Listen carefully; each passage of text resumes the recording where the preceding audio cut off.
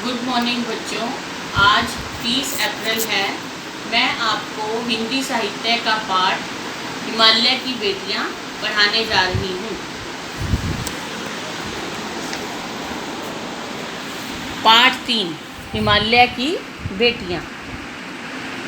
इस पाठ में लेखक हिमालय पर्वत से निकलने वाली नदियों को उसकी बेटियां बताता है। नदियों को हिमालय की बेटियां कहा है कवि ने। अभी तक उसने इन्हें दूर से ही देखा था। उनके प्रति लेखक के मन में आदर सम्मान का भाव था।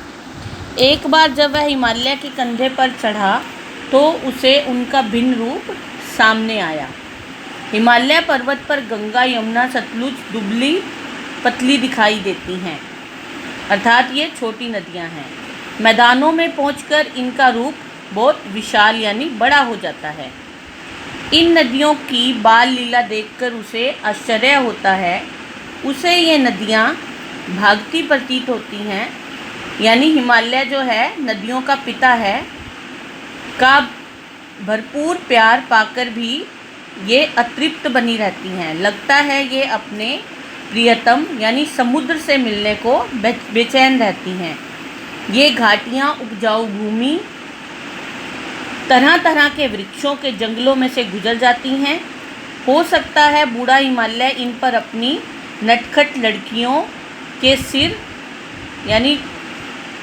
धुनता होगा। सिंधु और ब्रह्मपुत्र नदियों के ऐसे नाम हैं जिनमें ही रावी, सतलुज, ब्यास, चिनाब, झेलम, काबुल, कापिश, गंगा, यमुना, सरयू, गंडक, कोसी आदि नदियां बेटियों के रूप में सामने नाचने लगती है।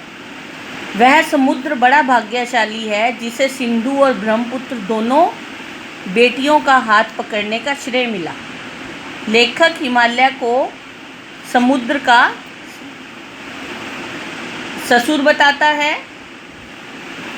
कालिदास ने विरही यक्ष ने मेघदूत से कहा कि वेतना नदी को प्रेम का फल देते जाना, इससे तुम्हारी प्रेयसी खुश हो जाएगी। महाकवि को भी नदियों का सचेतन रूप पसंद था। काका कालेकर ने नदियों को लोक माता कहा है। लेखक का कहना है कि उन्हें बेटियों के रूप में देखने में कोई हर्ज नहीं।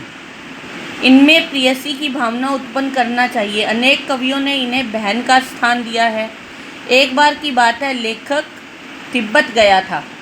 तब उसका मन उचाट था, तबीयत भी ढीली थी। वह सतलुज नदी के पानी में पैर लटका कर बैठ गया। थोड़ी देर में उसका मन ताज़ा हो गया और वह गुनगुनाने लगा। जय हो सतलुज बहन तुम्हारी, लीला अचरज बहन तुम्हारी, हुआ मुदित मन हटा तुम्हारी, जाऊं मैं तुम पर बलिहारी, तुम बेटी यह बाप हिमालय, चिंतित पर चुपचाप हिमालय, प्रकृति नदी के चित्रपट पर अनुपम अद्भुत छाप हिमालय, जय हो सतलुज बहन तुम्हारी। अर्थात इस कवि ने इन सारी नदियों को अपने बहन के रूप में देखा है, लेकिन कवि ने इसे हिमालय की बेटियों का दर्जा दिया है।